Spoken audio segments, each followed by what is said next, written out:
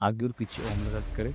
मैं कहता हूँ 7 दिन के अंदर 100% उसको कहीं ना कहीं से ये आभास होगा कि शनि भगवान मेरे साथ में है। जो इष्ट देव हैं हमारे, उनका हमारे जीवन में कितना अहम रोल है। उस समय तंत्र के माध्यम से जो इष्ट की पहचान की जाने लगी वो उनके मन के आधार पर की जाएगी। हनुमान जी उनके इष्ट देव हैं, तो घर में रह के किस तरीके से वो हनुमान जी का जाप कर सकते हैं? तो मंगलवार शनिवार को एक माला ओम अंजनी नंदनाय स्वाहा। अगर कुल देवी या कुल देवता अगर हमारे रुष्ट हो जाएं तो व्यक्ति के जीवन में क्या हो सकता है? कुल देवता और कुल देवी दोनों में से कोई भी रुष्ट हो गया आपका, अब आपको कहीं से भी रोजगार प्राप्त नहीं होगा। क्योंकि रोजगार में मतलब अड़चन आना स्टार्ट हो जाएगी। अगर रुष्ट हो गए हैं तो अड़चन आना स्टार्ट हो जाएगी, आपकी वंश वृद्धि रुक जाएगी। अगर आपके घर में, मेरे किसी घर के अंदर पितृ है, वो सामने आके बोलेगा, आंखें बंद करवाने के बाद उसको सामने पितृ खड़ा करूंगा, पितृ उससे बात करेगा। आज हमारे साथ जो मेहमान जुड़े हैं, तंत्रा एक्सपर्ट, 20 साल से वो लोगों की सेवा कर रहे हैं। मैं स्वागत करना चाहूँगा सिद्धेश्वर सरकार महाराज जी कि तो ऐसा भी हो सकता है कि कोई पिछले जन्म में अगर महादेव का भक्त होगा तो कुंडली के अकॉर्डिंग जन्म से महादेव उनके इष्ट देव होंगे। नहीं, ऐसा नहीं होता है। हमारे तंत्र में ऐसा नहीं माना जाता है। देखो, कुंडली एक अलग मैटर हो गया, कुंडली एस्ट्रोलॉजर में हो गया, ठीक है ना। एक आयुर्वेदिक इलाज होता है, एक होम्योपैथिक होता है और एक एलोपैथिक होता है, ठीक है ना। तीनों का सिस्टम अलग अलग है, तीनों का सिस्टम और तीनों का जो इलाज करने का तरीका है वो भी अलग है, दवाई भी अलग है। हमारा सिस्टम ये है कि तंत्र में आपके गुरु इष्ट तो हर जन्म में अलग अलग ही होंगे। हो सकता है 2 जन्मों में लगातार एक आ जाए, 3 जन्मों में लगातार एक आ जाए, ये हम नहीं कह सकते। केवल गुरु प्रत्येक जन्म में एक मिलेगा आपको। अगर मुझसे आपने दीक्षा इस साल में ली है ना, इस जीवन में आपने मुझसे दीक्षा ली है, तो आपने पिछले कई जन्मों से आप मुझसे दीक्षित होते आ रहे हैं। आपका भी जन्म हो रखा होगा, बिल्कुल, किसी न किसी रूप में, अलग अलग रूप में। हाँ, किसी न किसी रूप में आपका भी जन्म हुआ है, मेरा भी जन्म हुआ है। मैंने आपको दीक्षा दी है, उस रूप में आपको अघोर रूप में दी हो, या मैं उस समय संत हूँ, या मैं उस समय पे बिल्कुल सन्यासी हूँ, या कोई साधु हूँ या नागा साधु हूँ, बट मैंने आपको किसी न किसी रूप में दीक्षा दी है, तभी आपने इस जन्म में मुझसे दीक्षा ली है। मतलब कि इष्ट अलग अलग होते हैं, गुरु हमेशा एक ही देगा। और ये गुरु शिष्य आपस में कनेक्टेड। बिल्कुल, अगर इस पिछले जन्म में मैंने अगर 500 शिष्य बनाए तो 500 शिष्य इस जन्म में 101% मुझे मिले। उनको दीक्षा दूंगा मैं इस जन्म में, उसके बाद उनको आगे बढ़ाऊंगा। हो सकता है कि 500 के ऊपर जो मिले वो इस जन्म में नहीं मिल जाए, बट पिछले जन्म के तो मुझे मिलने ही मिलने हैं। अगर कोई शिष्य पिछले जन्म में 202 गुरुओं से अगर अटैच रहा है तो वो इस जन्म में 2 गुरु से अटैच रहेगा, उन्हीं दो से रहेगा, उन 2 से अटैच रहेगा। हो सकता है तीसरा गुरु इसमें अगर इस जन्म में अलग मिल जाए, बट पिछले गुरु मिलने ही मिलने हैं। ये कुंडली के आधार पे अगर थोड़ा सा मैं बताऊं तो देखा जाता है कि आपकी राशि क्या है, फिर राशि का स्वामी देखा जाता है, और राशि के स्वामी का जो गुरु है वो कौन है वो देखा जाता है। कि जैसे कि आपकी जो राशि है, कुंभ राशि मानते हैं, कुंभ राशि मान के चलते हैं। कुंभ राशि का जो स्वामी है वो शनि है, शनि के जो गुरु हैं वो शिव है, भगवान शिव। तो शिव उसके इष्ट हो गए। इस टाइप से कुंडली में हम लेते हैं, ठीक है। मेरी राशि मेष है, मेष राशि के हिसाब से मेरे मेष राशि का जो स्वामी है वो मंगल है, और मंगल के जो गुरु है हनुमान जी। तो हनुमान जी और महाकाली दोनों को मेष राशि का इष्ट माना गया है। इसी प्रकार से सब राशियों का कुंडली के आधार पर अपन इष्ट सेट कर सकते हैं, या फिर हम वैसे अगर भाव से देख सकते। हाँ, कुंडली किसी को पता नहीं है कि मतलब बहुत से लोग 80% लोग क्यों वो आज से 20 साल पहले कोई नहीं लिखता था कि किसके जन्म कब हुआ। ये तो अभी 20 साल से चौचले होने लगे कि बर्थडे मनाओ और ये मनाओ और मनाओ। पहले कुछ नहीं, पहले तो बस ठीक है अपना खाना वाना बनाया, खाया पिया, इतना सा हो जाता था। अब ये सिस्टम होने लगे हैं, तो अब मानने लगे कि ये आपकी डेट ऑफ बर्थ के हिसाब से कुंडली बनी है, ये हुआ है हुआ। आज से 25-30 साल पहले कुछ नहीं था ऐसा। उस समय भी कैसे याद रखती थी माता? मेरी मम्मी ने मेरा बर्थडे पता किसे याद रखा है? मेरा बर्थडे याद रखा है कि यार बेटा, मैं पूछता मम्मी कब हुआ था ना, कि श्राद्ध जो चलते हैं ना, श्राद्ध के अंदर जो चौथ आती है, चतुर्थी, उसके दिन तेरे नाना के घर पे थी, और तेरे नाना के घर पे रात को 11:30-12 बजे हॉस्पिटल में जन्म हुआ था। अब चौथ कब आई थी मुझे पता ही नहीं है, हाँ। अब कब हुआ था। पर वो निकाला जा सकता है। बट निकालोगे कब? अब उसको ये पता हो कि मैं 1981 में हुआ हूँ या 82 में हूँ, तब निकाल सकते हो उस चीज को, हाँ, है ना? लेकिन साल ही पता नहीं है। अब साल पता नहीं है, उसने तो बोल दिया। अब वो बोले मैं बोला, मैं चल ठीक है, कोई दिक्कत नहीं, हुआ था, अब वो मैं निकालू, कब का निकालू? उस दिन तक नाना जी की छुट्टी थी, दूसरे दिन। तो कहने का मतलब पहले हाँ, ऐसा ही होते ना, वो ऐसे रखते थे। कि अगर किसी से पूछो कब हुए थे तो बोले कि कुछ नहीं, रात का समय था। अब रात को मतलब ठंड में तो 7 बजे से लेकर 6 बजे तक। हाँ, रात का समय। दूसरे दिन क्या है, हम लोग गणगौर पूजने जाने वाले थे, तो शायद गणगौर के एक दिन पहले तो हुआ था। अब कब हुआ था गणगौर के एक दिन में कुछ पता। तो पुराने जमाने के लोग तो ऐसे रखते थे, इसलिए उस टाइम तो पता नहीं होता था। इसलिए उस समय तंत्र के माध्यम से जो इष्ट की पहचान की जाने लगी, वो उनके मन के आधार पे की जाए कि इसके मन पे आपका मन का भाव कहाँ जाता है। मेरा मन का भाव जा रहा है कि हनुमान जी की मैं पूजा करूं, तो ठीक है, आप हनुमान जी की पूजा करोगे, वो जन्म से ही हनुमान जी आपके साथ में रहेंगे, मुझे पता है इस चीज का, क्योंकि मैंने देखा है। मुझे मेरा कुंडली पता नहीं है, अब तक भी पता नहीं है, बट मेरा जन्म से ही, जब से मैं पैदा हुआ हूं, उसके बाद जब से मैंने होश संभाले, तब से अब तक मैं हनुमान जी का व्रत कर रहा हूँ, मंगलवार का और शनिवार का। 2500 साल निकल गए, ठीक है ना? तो उस समय से हनुमान जी से अटैचमेंट है, और अब जाके हनुमान जी ही मेरे इष्ट बने। उसके बाद में माँ काली आई, तो महाकाली को तो जो हनुमान जी वही लेके आए, ठीक है ना? तभी। और महाकाली और हनुमान जी दोनों मेष राशि के इष्ट कुंडली के आधार पे भी बन सकते हैं। तो दोनों में अगर आप कंपेयर करो तो सेम ही निकलता लगेगा। हाँ। अच्छा, अगर किसी व्यक्ति का अलग अलग मतलब किसी एक भगवान के प्रति भाव नहीं है, वो सब में भाव रखता है, तो वो कैसे अपने इष्ट को पहचाने? क्या ऐसा होगा कि उसको सबसे पहले एक के अंदर अपना हो? नहीं, वो रखने की आवश्यकता ही नहीं है। हाँ। रखने की आवश्यकता ही नहीं है। वो मुझे पता है, आप 50 लोगों में पूछ लेना, वो अपने आप वो बोलेगा कि गुरुजी हमारे घर के अंदर तो लक्ष्मी जी को पूजते हैं, बजरंग बली को पूजते हैं और माता काली को पूजते हैं, इसके अलावा कभी कभी भैरव की पूजा, सबकी पूजा करते हैं हम लोग। तो फिर आप उससे पूछो कि नहीं, ये तो चलो ठीक है, सबकी पूजा होती है, बट तुम्हारा एक अटेक्शन, तो कहीं ना कहीं दिल से अटैचमेंट एक से मिलेगा ही मिलेगा, 100% मिलेगा। ऐसा होता ही नहीं है। अब तक मेरे पास जितने शिष्य हैं, कम से कम मेरे पास में लगभग 1500 से ऊपर शिष्य हैं इस समय पे, बट उनमें से एक भी शिष्य ऐसा नहीं है कि वो सबको इष्ट मान की पूजा करता है। उनमें से सब शिष्यों के इष्ट अलग अलग और एक प्रॉपर सिस्टम होता है। हमारा जो इष्ट देव है हमारे, उनका हमारे जीवन में कितना अहम रोल रहता है? अहम रोल, जन्म से लेकर मृत्यु तक इष्ट देव का ही रोल रहता है, ठीक है ना? आपको आपकी शादी कब होनी है, आपकी पढ़ाई कितनी होनी है, पढ़ाई कहाँ तक होनी है, पढ़ाई के बाद में आपका जो रोजगार है वो किस दिशा में जाएगा, कहाँ जाएगा, कैसे जाएगा, शादी होनी है तो कैसे, कब, कहाँ, ये सब कुछ इष्ट ही करवाता है आपका। यदि आप समय से इष्ट को पहचान लेते हो, समय से आप इष्ट को मानने लग जाते हो, समय से इष्ट का जाप करने लग जाते हो, तो आपके जीवन में फतेह ही फतेह होगी। कभी आपको छोटी मोटी उलझनों से डरना ही नहीं पड़ेगा। इष्ट हमेशा साथ रहता है जीवन में। अच्छा, अब अगर हम बात करें, जैसे अभी आपने बात की कि जाप करना, बहुत सारे लोग हैं जो अभी गुरु शिष्य परंपरा में नहीं आना चाहते, लेकिन अपने घर पे बैठ के वो सोचते हैं कि मैं बेसिक भक्ति के मार्ग से मैं करूं। तो अगर हम जैसे थोड़े बहुत एग्जाम्पल ले, जैसे मान लो कोई हनुमान जी उनके इष्ट देव हैं, तो घर में रह के किस तरीके से वो हनुमान जी का जाप कर सकते हैं? शास्त्रों में भी ये लिखा हुआ है, और हम तंत्र में भी इस चीज को मानते हैं कि एक ग्रस्त व्यक्ति, जिसके बीवी है, बच्चे हैं, परिवार है, फैमिली है, एक ग्रस्त व्यक्ति अगर सुबह शाम अगरबत्ती और घी का या तेल का दीपक लगा के सुबह शाम उससे जितना हो सकता है उतना, अगर जो भी उसका इष्ट है उसका जाप कर ले, वो उसके लिए बहुत होता है। ग्रस्त व्यक्ति का पहला कर्तव्य ये है कि उसके परिवार को रोटी, कपड़ा और मकान, तीनों चीज अवेलेबल कराए। इसके बाद में अगर आवश्यकता पड़ती है, इसके बाद में उसके अगर उसको समय मिलता है, तो वो कोई जाप या कोई साधना कर सके तो अच्छी बात है। नहीं तो उसका जो पहला धर्म है, पहला कर्तव्य है, वो अपने पत्नी को, अपने बच्चों को, अपने परिवार को पालने का और उनको खिलाने पिलाने का धर्म है, ठीक है ना? फिर भी हम चाहेंगे कैसे करे वो, ठीक है ना? तो इष्ट के लिए कुछ नहीं करना, जो भी इष्ट की, हनुमान जी इष्ट ले लिया अपन ने, हनुमान जी इष्ट है, आप कुछ मत करो, मंगलवार का व्रत कर लो अगर आपसे होता है तो।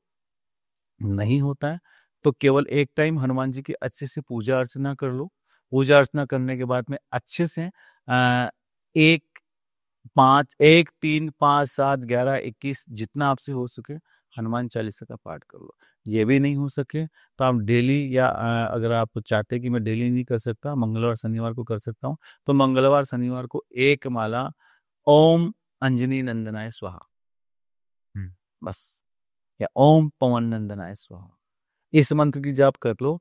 मैं कहता हूँ कभी जीवन में पीछे मुड़ के देखने की आवश्यकता नहीं पड़ेगी। ऐसे ही सभी इष्ट जितने भी महाकाली हैं, भैरव हैं, बजरंग, सबके इष्टों के अलग अलग मंत्र होते हैं। आप उनके मंत्र का जाप करोगे 100% किसी न किसी काम में आपको सफलता हासिल होगी। इष्ट का जैसे मान लो कि कोई भगवान शिव जिनके इष्ट देव हैं वो क्या क्या करें, जैसे एक ओम नमः शिवाय मंत्र है, क्या ये ऐसे मंत्रों का जाप कर सकते हैं? बिल्कुल ऐसे मंत्रों का जाप कर सकते हैं, बट स्त्री को ऐसे मंत्रों का जाप नहीं करना है। जो अगर स्त्री है तो उसको केवल नमः शिवाय का जाप करना, ओम नहीं लगा। ओम नहीं लगाना है। अगर जेंट्स है वो ओम नमः शिवाय जाप कर सकता है। थोड़ा सा तंत्र में रुचि रखता है या थोड़ा सा साधनाओं में रुचि रखता है तो साधक बनने की अगर उसकी इच्छा है और तो चाहता है कि मुझे थोड़ा मतलब जाप के लेवल से थोड़ा सा ऊपर जाना है ग्रस्त में लेके, ये नहीं कहता कि तुम साधना करो या कुछ ऐसा कुछ करो, कि मैं जाप करता हूँ लेकिन मैं साधना के इसमें ग्रस्त में रहकर थोड़ा सा जाप में अपर जाना चाहता हूँ, ऊपर जाना चाहता हूँ, उसके लिए ओम नमः शिवाय ओम, आगे और पीछे ओम लगा के करे। मैं कहता हूँ 7 दिन के अंदर 100% उसको कहीं ना कहीं से ये आभास होगा कि शंकर भगवान मेरे साथ में है या उनकी कोई ऐसी अप्रत्यक्ष शक्ति मेरे साथ में है, वो मेरे साथ काम कर रही है। 7 दिन का अनुभव आप करके देखें, 100% मिलेगा उसको। क्या? ओम नमः शिवाय ओम। हाँ, विधिवत तरीके से शंकर भगवान की पूजा करें। पंचोपचार पूजन होता है, पंचोपचार पूजन करें और पंचोपचार पूजन करने के बाद में वो हनुमान जी ओम नमः शिवाय ओम का जाप कर ले, 7 दिन के अंदर अनुभव मिल जाएगा उसको। जिन लोगों के देवी माँ इष्ट है, अब देवी माँ में भी ऐसा होता है ना कि कुछ लोगों की माँ जगदम्बा को इष्ट मानते हैं, कुछ लोग माँ महाकाली को मानते हैं, तो इनके कैसे मंत्र हो सकते हैं और कैसे पूजा करें? बिना गुरु की बात कर रहा हूँ मैं, नॉर्मल गृहस्थ में। देखो, पहली बात तो ये है कि मैं एक बात आपको बता दूं, बिना गुरु के तो पूजा करनी ही नहीं चाहिए। कौन सी पूजा? इस लेवल की जो अपन जाप करते हैं, जाप लेवल की, बिना गुरु के आप इतना करिए, आपने अपना जो भी स्नान करवा दिया देवी देवताओं को, उनको तिलक लगा दिया, उनको कुछ पुष्प माला वगैरह जो है वो चढ़ा दी, इसके बाद में उनको थोड़ा सा सेंट इत्र वगैरह लेके थोड़ा सा उनको छींटा लगा दिया, मिठाई या जो भी आपके घर के अंदर मिठाई है, शुगर शक्कर है या कोई मखाने वगैरह मीठे का भोग लगा दिया, इतना आप कर सकते हैं। इसके बाद आरती करिए, हाथ जोड़ लो, प्रणाम कर लो, उनसे प्रार्थना कर लो कि मुझे ये दे दो, वो दे दो, ठीक है, उठ जाओ आप। बिना गुरु के इतना ही आप करें, ये मतलब पर्सनल राय है मेरी, ठीक है ना, इतना ही करना चाहिए। आप चाहते हैं कि मैं कोई जाप करना चाहता हूँ, तो या तो आप गुरु बनाइए सर्वप्रथम। गुरु नहीं बनाना चाहिए, अब मुझे मिल नहीं रहा, कहाँ जाऊं, कैसे जाऊं, किसको गुरु बनाऊं, आजकल तो सब फ्रॉड है, यूट्यूब पे फ्रॉड ही फ्रॉड बाबा भरे पड़े हैं बहुत से, 90%। तो किसको गुरु बनाऊं? आप, अगर आपका इष्ट काली है, भैरव है, बजरंग है, कोई भी है, कोई दिक्कत नहीं है। केवल मात्र आप शिव के सामने बैठकर शिव को एक बार ये बोल दीजिए कि हे भोले शंकर, हे भोले बाबा, मेरा कोई गुरु नहीं है, मैं आपको गुरु रूप में स्वीकार करता हूं। अब मेरा गुरु जहां पर भी है, आप उसको मेरे साथ में ले आइए। आपको कहीं ना कहीं से महीने में, 2 महीने में, 6 महीने में, 12 महीने में, कहीं ना कहीं से आपका गुरु किसी न किसी अटैचमेंट से आपको मिलेगा ही मिलेगा। 100% ये प्रायोगिक है हमारा, ठीक है। अब कहते हैं कि साहब गुरु नहीं है तो अपन जाप कैसे करें? महाकाली का जाप, क्योंकि महाकाली है, अगर कुछ ना कुछ उल्टा हो गया तो वो आपका बिल्कुल उल्टा कर देगी, है ना। तो इसके लिए जाप कैसे करें? पहले तो शिव को आप अप्रत्यक्ष गुरु बनाइए, गुरु बना लिया आपने, उसके बाद में आप महाकाली का पूजन करिए। नॉर्मल पूजन करने के बाद में आप उनका, अगर जगदम्बा दुर्गा आपका इष्ट है तो ओम धूम दुर्गाय नमः, नॉर्मल सीधा मंत्र, इसका जाप करो। अगर आपकी महाकाली इष्ट है तो ओम क्रीम कालिकाय नमः, सीधे सीधे मंत्र हैं, ये दुर्गा सप्तशती के मंत्र हैं, ठीक है। अब आप चाहते हो कि नहीं मैं तो ऐसा मंत्र जाप करूं कि मुझे दुर्गा का भी लाभ मिले और महाकाली का भी लाभ, सभी का लाभ मुझे माताओं का मिले, तो ओम ऐम ह्रीम क्लीम चामुंडा विचे, नवार्ण मंत्र है। हण मंत्र है, इसका आप जाप कर सकते हैं। इसका जाप कोई भी कर सकता है, लेकिन इसका जाप अगर आप गृहस्थ में हैं तो ओम लगा कर करें, आगे ओम लगाना है, ओम ऐं ह्रीं क्लीं चामुंडाय विच। अगर आप ओम नहीं लगाते हैं तो आपको कुछ भी अनिष्ट छोटा मोटा हो सकता है, क्योंकि जो तांत्रिक लोग होते हैं, जो साधक लोग होते हैं, वो बिना ओम के काम करते हैं, बिना ओम के ही जाप करते हैं। अगर आप साधक नहीं हैं तो आपको ओम 100% लगाना है, तो ही आपको सफलता प्राप्त होगी, अन्यथा आपका कुछ उल्टा या अनिष्ट हो सकता है। यह आप ध्यान रखिए। चलिए अब बात करते हैं कुल देवता। कुल देवता कौन होते हैं और इनका हमारे जीवन में क्या रोल रहता है? कुल देवता एक तो आपके जन्म जन्मांतर से, जो भी आपके जिस कुल में आप जन्म ले रहे हो, उस कुल के आपके जितने भी पीछे के जैसे कि पूर्वज, दादा, परदादा, सरदादा, मौसी, जो भी पीढ़ियां हैं, उनका एक देवता होते हैं। ये गोत्र के आधार पर निश्चित होते हैं, है ना, कि आपका गोत्र क्या है क्या नहीं। जैसे कि अब हम हैं, हमारा जो गोत्र है वो ब्राह्मण है, भार्गव ब्राह्मण है, भृगु ऋषि की संतान है। हमारा जो गोत्र है वो गंगवारिया, गंगवारिया। हमारे गोत्र के जो कुल देवता हैं वो शिव है, और जो कुल देवी है वो आदिशक्ति, केवल आदिशक्ति। आदिशक्ति जो माता है वो हमारी कुल देवी है। इसी प्रकार प्रत्येक गोत्र के कुल देवता कुल देवी अलग अलग होते हैं, वो शास्त्रों में विदित है। अगर जैसे कि अब किसी भी जाति का गोत्र या किसी भी जाति का अपन कुल देवता जानना चाहते हैं, तो गोत्र के आधार पर आप उनके पीछे की वंशावली उठा लीजिए, उसके अंदर सब कुछ पता चल जाएगा। गोत्र, इसका गोत्र ये है और उसका कुल देवता कुल देवी ये है। उसके आधार पे अपन कुल देवता या कुल देवी की पूजा कर सकते हैं, या फिर अपने पूर्वज से पूछ लीजिए, वो बताएगा। अपन अपने आधार पे, अपने मन के आधार पे केवल इष्ट को मान सकते हैं, कुल देवता या कुल देवी को अपन अपने मन के आधार पे नहीं मान सकते।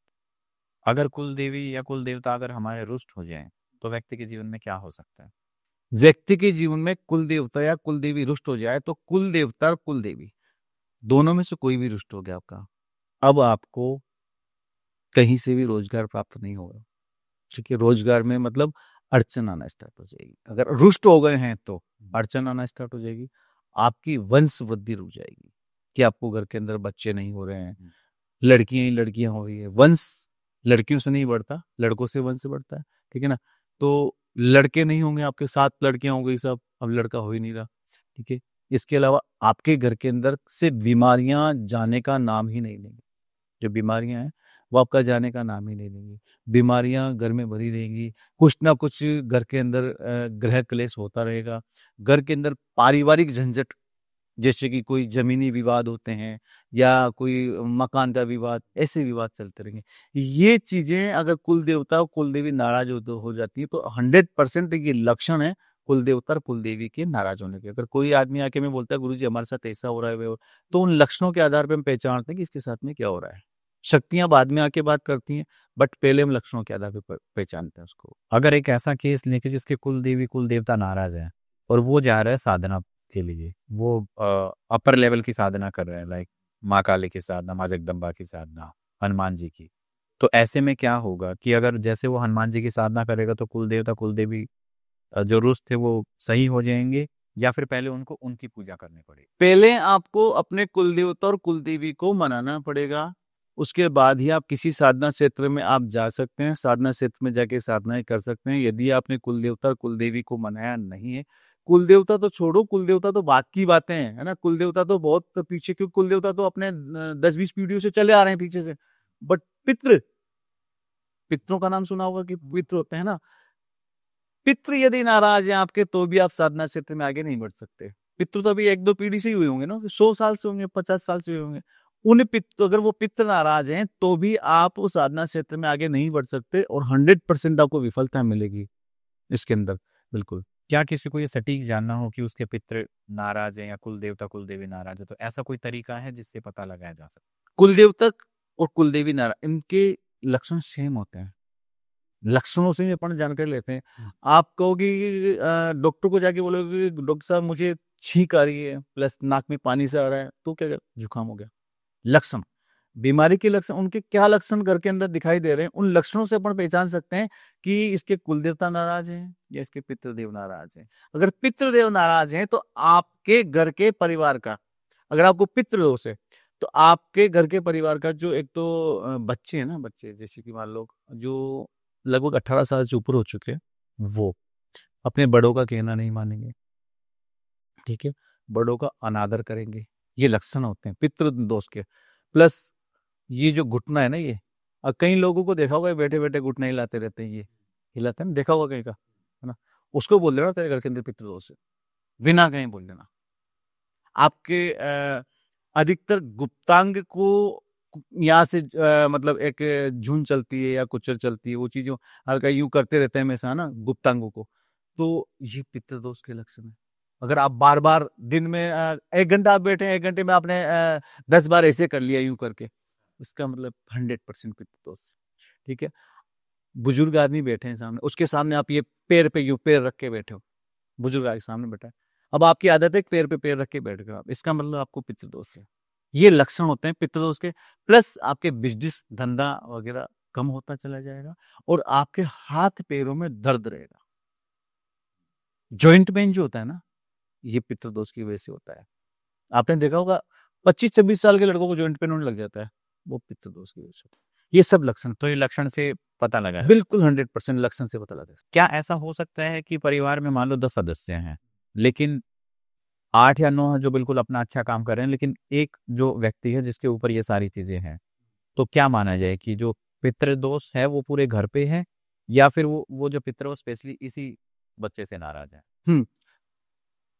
वो क्या होता है, ये आपके पूर्व जन्म के जो प्रारब्ध के कर्म हैं, इनके ऊपर भी ये चीजें डिपेंड करती हैं कि आपके प्रारब्ध के कर्म क्या थे। आपके पूर्व जन्म के कर्म अच्छे हैं और हो सकता है कि आप जो मतलब पितृ है उसका मनोभाव आपके ऊपर ज्यादा हो, या आप जिस मतलब समय पे जन्मे हो उस समय पे ग्रह नक्षत्र की स्थिति कैसी थी, वो ग्रह नक्षत्र की स्थिति भी उस पितृ का उस बंदे से लगाव जुड़ाव कर देती है। या फिर क्या देखते हैं पितृ लोग कि मैं हूं, अब आपको मैं मेरी सच्ची घटना है ना, मैं हूं, मेरे पिताजी वगैरह 7 भाई, 7 भाई, अब मेरे पिताजी वगैरह 7 भाई हैं, उनके जो बच्चे हैं वो कम से कम मान के जो लगभग 28 लड़के। हाँ। अब मेरे पिताजी के एक भाई एक्सपायर हो जाते हैं, एक भाई बीच में 7 में से जो बीच वाले भाई एक्सपायर हो जाते हैं, वो पितृ रूप में हो जाते हैं। अब वो मुझे बोलते कि तू मेरा मोक्ष करवाएगा। अब यार 28 लड़के उनको जाके पकड़ो, मुझे क्यों पकड़ रहे हो, है ना। बट वो उनका भाव ये होता है कि ये बंदा है जो मेरे कुल में से आध्यात्म की ओर जा रहा है, यही मेरी मोक्ष करवा सकता है, यही मेरे कुल का दीपक है, यही कराएगा, यही मोक्ष करवाएगा, ठीक है ना। और उसको छेड़ती इसलिए ताकि वो परेशान हो और उस चीज का सोल्यूशन निकाले और मुझे मोक्ष निकालने के लिए वो भटकता फिरेगा, है ना, जाएगा कभी ज्योतिष आचार्य के पास जाएगा, कभी किसी देवी देवता के पास जाएगा, कभी कहाँ जाएगा, कभी कहाँ जाएगा। अब कोई ना कोई बोले भैया तेरे पितृ दोष है, कुल देवता ने बोल दिया, उसने एस्ट्रोलॉजर ने बोल दिया कि तेरे पितृ दोष है। इधर गया देवी देवता के पास कहीं पर के भाया तेरे तो पितृ दोष है, घर के अंदर ये फलाना पितृ बन गया, ये बन गया, वो बन गया। अब वो सब जगह बात एक मिल रही है, फिर वो मानने लगेगा वास्तव में पितृ दोष है, ठीक है ना। अब मैं तो ये कह रहा हूँ कि वो मेरे शरीर को पकड़ के रखें। अब अभी बोल रहा हूँ ना, अभी मेरे ये हाथों ये ना ये रोम खड़े हो रहे हैं इस समय पे, ऐसा लग रहा है कि आसपास में होते हैं। आप जब भी बात करोगे ना वो चीजें होंगी, वो चीजें होंगी। ये देखो रोंगटे खड़े हो, दिखाई दिया। मैं तो नहीं कर रहा हूँ ना, अपने आप हो रहा है। शक्ति आपको ये देखो बिल्कुल जैसे कि सर्दी लगने पे जैसा होता है ना, वैसा। तो शक्ति का आप आह्वान करोगे 100% वहीं खड़ी होगी। नहीं, जो आपने बात की बिल्कुल सही है, क्योंकि कई बार ये भी देखा जाता है ना, उनको तो मुक्ति चाहिए, तो जिसके अंदर उसका प्रेम भाव है वो एक उम्मीद लेके हमारे पास आते हैं और उनको ये पता है कि ये कर सकता है। बिल्कुल अजी, आप यूं देख लीजिए कि आदमी पैसा, अगर मान लो मोहल्ले में किसी को, मान लो मैं ही हूं, मेरे मोहल्ले में 20 लोग हैं, 20 लोगों में से किसी को पैसे की जरूरत पड़ गई, किसके पास, अरे यार फला आदमी दे सकता है, उसके पास चलते हैं। जो दे सकता है ना उसी के पास आदमी जाएगा, है ना। नहीं देने वाला उसके घर पे भी नहीं जाएगा वो। तो यही पितृ जो हैं वो ये समझते हैं कि ये बंदा अध्यात्म में है और ये बंदा अध्यात्म को हर तरह से समझता है। जिस बंदे, ऐसे से बंदे भी हमारे परिवार में, फैमिली में है ना। खैर मैं नाम तो नहीं लूंगा, बट उन्होंने 30-35 साल तक तो व्रत क्या होते हैं वो ये भी नहीं जानते। जानते हैं, करते नहीं। अगरबत्ती लगाना क्या होता है ये भी नहीं जानते कि अगरबत्ती कैसे लगा। बहुत से लोग होते हैं ऐसे ना, मैं मेरे परिवार की बात नहीं कर रहा हूँ, बट बहुत से फैमिलियां ऐसी होती है जिनके बंदे ऐसे होते हैं। अब उनको क्यों पितृ पकड़ेंगे भाई? पितृ उन्हीं को बताएंगे नहीं यार ये बंदा ये अध्यात्म है, ये सब बात को समझता है, पितृ क्या होता है, दोष क्या होता है, फला क्या होता है, डिमका क्या होता है, ये अपनी मोक्ष। और उसको इसलिए उसके काम धंधे या ऐसी रुकावट इसलिए डाली जाती ताकि यहाँ तक वो पहुंच सके कि भाई तेरे को ये सॉल्यूशन निकालना है। मेरे हम तो मतलब इतने कष्ट झेले हम लोगों ने, मैंने पर्सनली इतने कष्ट झेले कि शायद ही किसी ने झेले होंगे हमारे जो सिस्टम में। तो और जिस दिन से मतलब पितरों ने मुझे मतलब आशीर्वाद दिया, जिस दिन से वो मेरे शरीर के ऊपर बैठने लगे हैं, उस दिन से मेरे पोवारा 25 है घर के अंदर, मेरे पर्सनली मेरे है ना, पोवारा 25 कोई प्रॉब्लम नहीं है, मस्त से रह रहे हैं, मस्ती से खा रहे हैं, मस्ती से पी रहे हैं, नोट।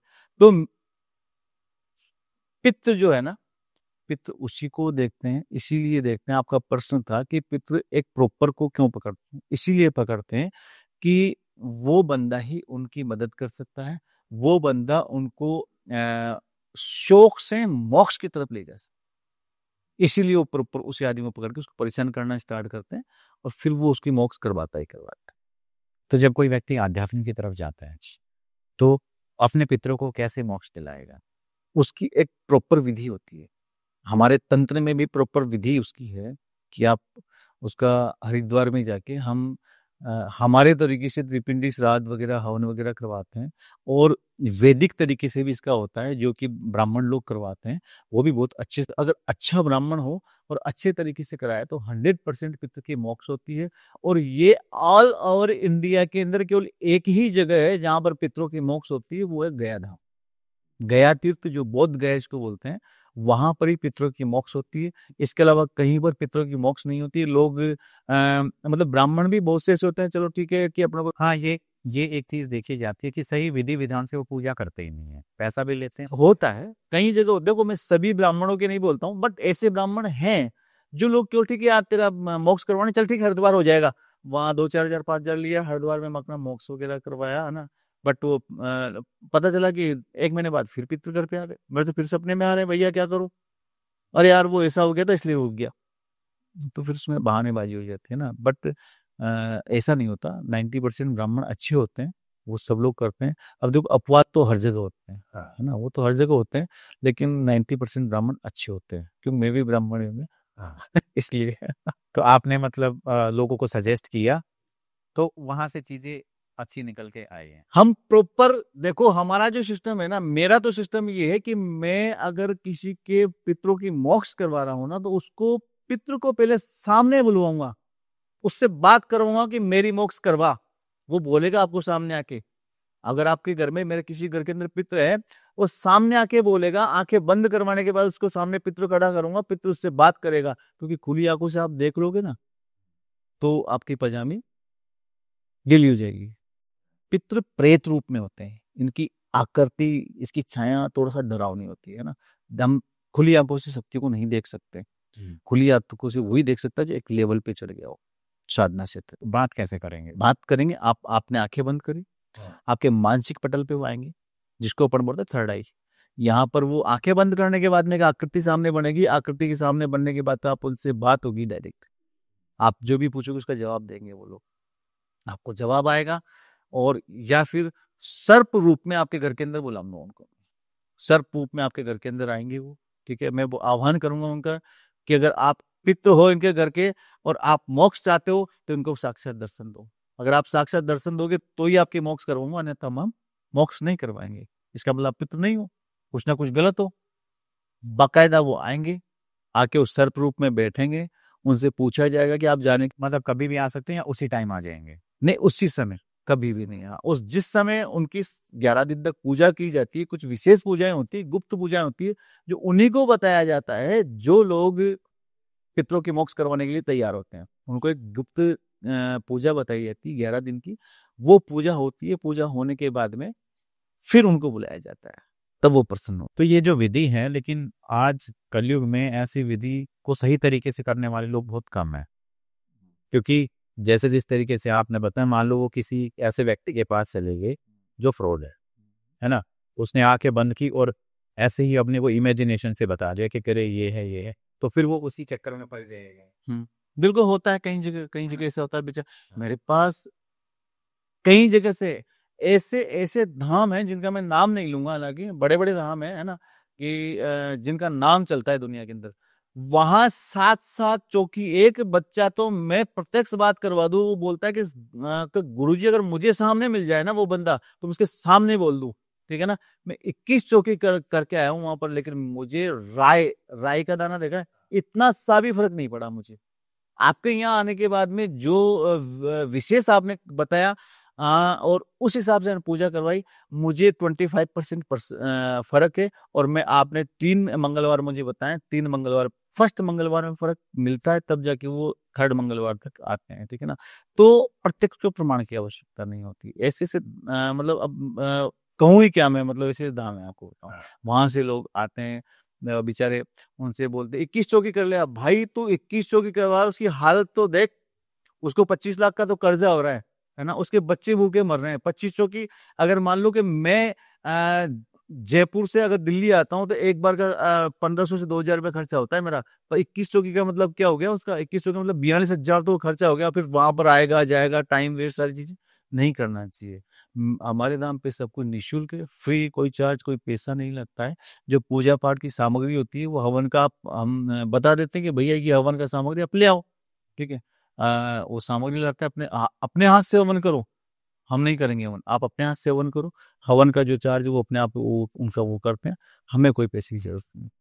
तो ये सिस्टम होता है तरीकों से करने का। आप कब से कर रहे हैं? लगभग मुझे करीब हो गए करीब 20 साल हो। 20 साल हो गए। अभी आपकी एज क्या है?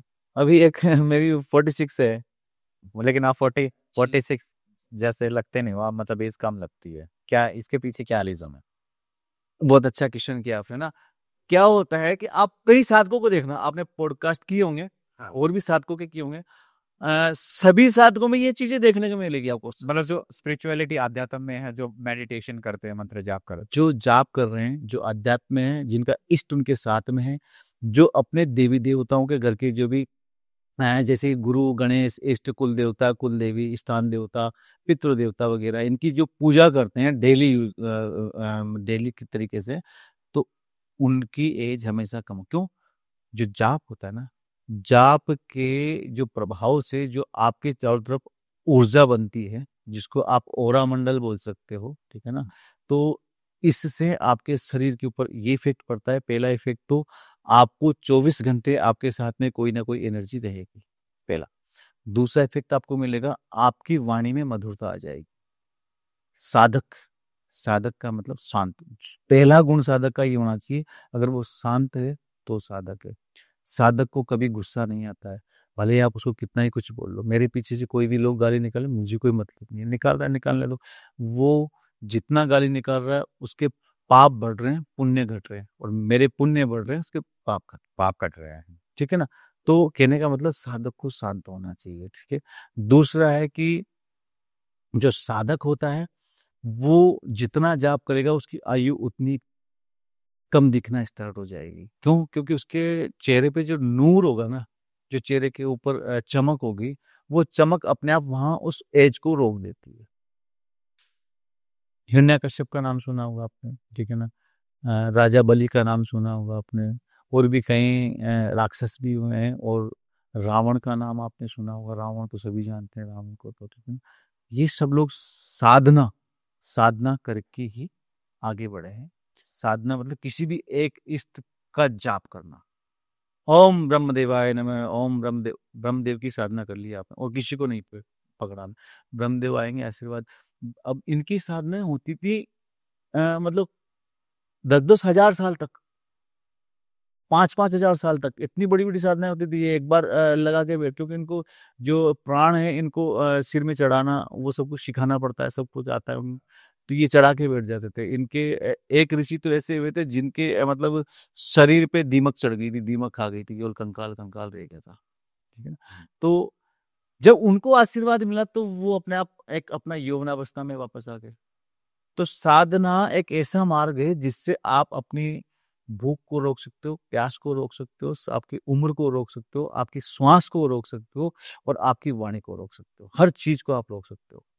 तो इसीलिए मेरी भी थोड़ी सी उम्र कम लग रही है कि मतलब ज्यादा नहीं, थोड़ा बहुत कर लेता हूँ जाप वगैरह, है ना। जाप खूब किए मैंने, 8-8 घंटे, 7-7 घंटे, 11-11 घंटे बैठ के नाइट को 7 बजे बैठ गया, पता नहीं है कब खाना, कुछ नहीं खाना, सुबह 7 बजे उठना है तो उठना है। तो आप ध्यान में बैठते थे या फिर नॉर्मल माला से जाप? नहीं, मैंने माला से जाप नहीं किया कभी। माला से वही जाप करता हूँ जिसकी मुझे कैलकुलेशन करनी है कि आज मुझे 11 माला का हवन करना है, तो 11 माला के लिए मैं हवन के लिए जाप करूंगा उसका, ठीक है ना। वैसे बस एक बार लगाया अपना आसन, आसन लगा के बैठ गए, अपना जो भी जाप है वो मन में चल रहा है, वो मुंह से बाहर नहीं निकलता कभी भी। अगर आप मुंह से बाहर निकालोगे तो उसके बाद ऊर्जा आपको कम मिलेगी। एक तो आप कर रहे हो ओम नमः शिवाय, ओम नमः शिवाय, तो आप ओम नमः शिवाय बोल रहे हो, आप अंदर तो कम जा रहा है, वो आप बाहर ज्यादा जा रहा है। ठीक है ना, तो ब्रह्मांड में घूम गया, ऊर्जा आपको कम मिली, सारे ब्रह्मांड में ऊर्जा फैल गई, पहला। अब दूसरा जो है वो उपांशु जाप बोलते हैं। अब इसके अंदर कि आपके होठ हिलने चाहिए, आवाज बाहर नहीं आनी चाहिए, जैसे इस टाइप से। इसमें आपकी आवाज बाहर नहीं आ रही, केवल आपके होठ हिल रहे हैं, ठीक है ना। इसमें आपको मतलब आपकी जो ऊर्जा होगी वो 70% अंदर रहेगी, 30% ही बाहर निकल पाएगी। यदि आपने मुंह बंद करके जाप किया है ना, तो आपकी 100% ऊर्जा अंदर ही रहेगी। तो आपको जाप जो करना है वो 100% लेने के लिए आपको अंदर ही जाप करना है, मुंह नहीं खोलना है। और अगर आप, क्योंकि ये बहुत कम साधक कर पाते हैं, एक लेवल अचीव करने के बाद ही ये चीज बनती है शरीर में कि आप मुंह बंद करके कोई जाप कर सको। अभी आप करो, नहीं कर सकते, अब करके देखो, हमने उससे नहीं कर पाओगे, है ना। जिसकी एक हैबिट और जो एक लेवल, एक चीज ये भी देखिए, कुछ ऐसे मंत्र होते हैं मतलब जो आप काफी टाइम से कर रहे हैं तो उसमें ही कितनी एक्सपर्टीज हो जाती है तो वो तो हो जाते हैं, लेकिन जब कोई नया मंत्र स्टार्ट करते हैं तो उस केस में क्या होता है कि वो थोड़ा सा जमने में समय लगता है। अब वो थोड़ा टाइम लगता है ना। बट अगर आप, एक तो आप ये जो मुंह से बोल के कर रहे हो ना, अगर इस टाइम से जाप करोगे तो इस टाइम से आपका फ्लो नहीं बन पाएगा कभी भी, मंत्र का जो फ्लो है वो नहीं बन पाएगा। अगर आप उपांशु, जिसमें मुंह से जाप आवाज नहीं आ रही, केवल उपांशु, इसमें इतना अच्छा फ्लो बनता है ना। आप जहां मुंह से बोल के 5 मिनट की एक माला करोगे, वहां उपांशु जाप करके 2 मिनट में एक माला कर दो, इतना फास्ट बनता है। कि जैसे आ, ओम एम ह्रीम क्लीम चामुंडा वैचे, ठीक है ना। तो उसका अगर उपांशु जाप करते हैं तो आपको ओम चमड़ चौम क्लीम चमड़ चौम क्लीम चमड़ चौम क्लीम चमड़ चौम क्लीम चमड़ चौम क्लीम चमड़ चौम क्लीम चमड़ चौम क्लीम चमड़ चौम। अब मेरे मन में तो स्पष्ट है, मुझे पता है ना। कि आपको लग रहा है कि यार मतलब कुछ गड़बड़ हो रहा है, गड़बड़ नहीं हो रहा, क्योंकि ये मतलब इतना फ्लो है हमारे अंदर, इतना, दोबारा सुनो। नहीं नहीं, ये चीजें होती है ना, इतना फ्लो होता है, अपने आप बनता ही है। आपकी इष्ट की कृपा हो जाएगी, अपने आप बनने लग जाएगा। ओम एम ह्रीम क्लीम चामुंडा उच्च, इसकी माला आपको माला करने में 5 मिनट लगेगा, मुझे माला करने में 1 मिनट लगेगा। इतना फर्क साधक में अपने आप वो चीज आ जाती है। इसीलिए उम्र रुक जाती है आदमी की। बैठ गए हम, आसन लगा लिया, अब जाप कर रहे हैं, तो जहां आप 1 मिनट में 15 सांस लोगे, हम 10 सांस लेंगे केवल उस समय। रुक रही है ना आपकी जो उम्र है, वो रुक रही है, ठीक है ना। और फिर इसमें जैसे कि अब इसमें वो प्राणायाम करना पड़ता है कि 1 मिनट तक प्राणायाम करते हैं, 1 मिनट तक केवल सांस बाहर ही निकल रही, आ ही नहीं रही, ओ तो इसमें बाहर ही निकल रही है, अब सांस ले नहीं रहे। तो अगर मान लो हम 15 मिनट प्राणायाम कर रहे हैं, तो आप 15 मिनट में आप यूं मानो कि 100 बार सांस लोगे, हम 50 बार लेंगे, तो आपकी उम्र रुक रही है। उम्र रुकने के हिसाब से आप मतलब वोटर आईडी कार्ड में तो आपकी 46 साल उम्र है, लेकिन हम यहाँ पर आपको 38-40 साल का ही लगेगा, वो कोई भी बंदा हो। तो अब इसमें एक सवाल आता है कि ऐसा बोलते हैं कि जब हमारा जन्म हुआ तो हमारे जो श्वास थे, हमारे सांस थे, वो निर्धारित कर दिए गए कि भाई इतने करोड़ तुम्हारे श्वास है ना। अब जो लोग मेडिटेशन करते हैं, ध्यान लगाते हैं, तो उनके जो सांस है वो कम होते हैं। पर वहीं अगर हम देखें, जैसे जो एथलीट होते हैं, वो जब दौड़ते हैं तो सांसें बहुत ज्यादा ज्यादा आती हैं, तो वो तो बहुत ज्यादा मतलब सांस ले लेते हैं, तो उनकी तो फिर आयु कम होनी चाहिए। आप देखो, बट उनकी आयु, नहीं, आप इतिहास उठा के देखो, आप जो भी है ना, ये जो भी एथलीट जो भी होते हैं, ये केवल दौड़ते टाइम ही दौड़ते हैं ये, है ना। बट इनके अलावा योगा वगैरह भी करते हैं अलग से। मेडिटेशन ये तो वहां पे बैलेंस करते हैं अपने। बिल्कुल करना। बैलेंस करते नहीं है वो, उनको ये क्योंकि वो अध्यात्म है ही नहीं, वो बस उनका जो कुछ लोग हैं जो एथलीट्स भी अध्यात्म है, बट मतलब उनका इतना ध्यान नहीं है कि मेडिटेशन करने से ये होगा। वो अपने आप में ही बैठ के अपना योगा, क्योंकि ऐसे लोग जो होते हैं ना खेल कूद में होने वाले, वो अपने अभ्यास को बनाए रखते हैं। डेली थोड़ा सा दौड़ लगाना, थोड़ा सा आपका मेडिटेशन करना, ये करना, तो उनका वो लेवल बराबर रहता है। और कुछ लोग ऐसे हैं जो जल्दी भी एक्सपायर हुए हैं, बहुत से लोग हैं ऐसे एथलेटिक्स में भी जो जल्दी, दौड़ने वाले तो मुझे लगता है जहाँ तक जल्दी एक्सपायर हुआ। तो जो गेम है वो हमारा वही है कि हमारी जो सांसें हैं वो निर्धारित। बस। अब जो व्यक्ति है जो बहुत धीरे धीरे सांस लेता छोड़ता है वो काफी लंबा जिएगा। हिमालय में ऐसे ऐसे महात्मा, ऐसे ऐसे साधु लोग पड़े हैं जो 700 साल से जिंदा हैं, सवा सौ सालों। क्यों? उन्होंने आपकी 1 करोड़ सांस है, अब उन्होंने तो यहाँ चढ़ा लिया सांस को, उन्होंने सांस को यहाँ चढ़ा लिया, अब बंद कर लिया, उन्होंने सांस ले ही नहीं रहे वो बिल्कुल, तो वो बाकी है ना सांस तो उनकी। अब जिस दिन वो वापस यहाँ पर उतारेंगे उस दिन वापस जिंदा हो जाते हैं। कई देवरा बाबा को भी बोलते हैं कि कई ऐसी पीढ़ी होती है कि मेरे दादी ने भी देवरा बाबा देखा, मेरी मम्मी ने भी देखा, मैं खुद अभी 50 साल की हूँ, मैंने भी देखा। बिल्कुल, तो अब जिंदा है वो, देख लो आप। अभी वो बाबा थे, एक्सपायर हुए थे, वो जो थे वो 118 साल के कुछ ऐसे करके। तो ये सांस रोकने की क्रिया होती है और इससे रिलीफ भी मिलता है आपको, आपको दिमाग को रिलीफ मिलेगा, आपके शरीर को रिलीफ मिलेगा, संतुष्टि। आपके पास कुछ नहीं है बट आपको एक संतुष्टि बनी रहेगी दिमाग के अंदर, नहीं बस संतुष्ट हूँ, सब कुछ ठीक है, चल रहा है, बढ़िया, अच्छा चलता है, कोई मतलब नहीं है, दिन दुनिया से मतलब नहीं रहेगा बिल्कुल इस चीज। तो जब भी समय लगे सांस को धीरे तो रोकना चाहिए, रोकना चाहिए। मैं कहता हूँ रोकना चाहिए। दिन भर में सारा मिला के 1 घंटा तो करो, 10 मिनट कब बैठ गए, 15 मिनट। अरे आप यूं कुर्सी में बैठो, आप कुछ नहीं करा, बैठो ना, आप ऑफिस में बैठो, तो ऐसे करते रहो ना, कुछ नहीं करना अपने का। जरूरी नहीं कि आप अगरबत्ती लगा रहे हो, दीपक लगा रहे हो, फिर आप आसन लगा रहे हो। ऐसे ऐसे मन से ऐसे विधान है जो आप गटर में बैठ के कर सकते हो, जो संडास होता है जहाँ अपन लेटरिंग करते हैं वहां बैठ के आप कर सकते हो, ऐसी साधना है, कर सकते हो आप। चलिए साधनाओं पे बात करते हैं। आपने वो बहुत अच्छा टॉपिक स्टार्ट किया है। आपके पास अलग अलग देश के हर कोने से शिष्य आते हैं। आश्रम जो है वो आपका कहाँ, जयपुर में है? बिल्कुल, जयपुर में है मेरा, शिवदासपुरा में आश्रम है। और वहाँ पर मतलब ऑल ओवर इंडिया के, अगर मैं मोबाइल उठा के भी देखूं और आपको दिखाऊं, तो मेरी कॉन्टेक्ट लिस्ट में आप एक बार ऊपर फ्लो करें, इसको स्वाइप करें, उसके बाद में आप जहां भी उंगली रोकोगे वहां आपको आउट ऑफ स्टेट का साधक मिलेगा आपको, ठीक है ना। मैं आउट ऑफ राजस्थान के बहुत सारे लोग मिले। अरे राजस्थान नहीं, इंडिया से बाहर, आउट ऑफ इंडिया। बिल्कुल। मैं ऑस्ट्रेलिया जाके आया हूँ तंत्र में ही, ठीक है, फिजी आइलैंड में जाके आया हूँ, इसके अलावा सिंगापुर भी मैं इसी में गया हूँ, न्यूजीलैंड गया हूँ। 3-4 मेरे टूर बाहर के हो गए, आउट ऑफ स्टेट इसके कंट्री के लोग बहुत है जो कथाएं करने के लिए जाते हैं, देखो एस्ट्रोलॉजर भी जाते हैं, बट मुझे नहीं लगता कि कोई तंत्र में कोई बाहर गया। जाते हैं मतलब बहुत रेयर जाते हैं, बहुत रेयर जाते हैं को ना, क्योंकि एक प्रॉब्लम ये होती है कि लोगों का विश्वास नहीं होता, ये प्रॉब्लम है। बिल्कुल सही बात है। विश्वास, जो ढोंगी लोग है ना, ढोंगी लोग जो कुछ नहीं कि पुतला बनाया, पुतला बना के शमशान चले गए, वो कर दिया, ये कर दिया, उन लोगों ने इस तंत्र को बदनाम कर रखा है। सबसे बड़ी बात ये है, तंत्र का नाम सुनते ही आ जाता है, अगर आपने कहा यार तांत्रिक है, पहला इमेज जो आपके दिमाग में बनेगा तांत्रिक का, वो बनेगा शमशान डायरेक्ट। फिर दूसरा बनेगा काले कपड़े पहने हुए कोई व्यक्ति है जो कुछ ना कुछ ऐसे क्रिया कर रहा है, टोटके कर रहा है, तांत्रिक का मतलब। बट तांत्रिक की जो क्रियाएं होती थी,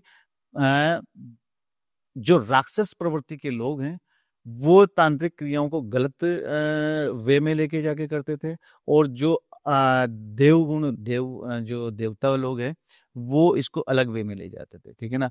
देवता लोग वो होते हैं जो दूसरों की मदद के लिए तंत्र क्रियाओं को काम में लेते हैं, मदद के लिए, और राक्षस लोग वो होते हैं जो दूसरों को कष्ट पहुंचाने के लिए उन क्रियाओं को काम में लेते हैं। इसमें दोनों ही चीज है।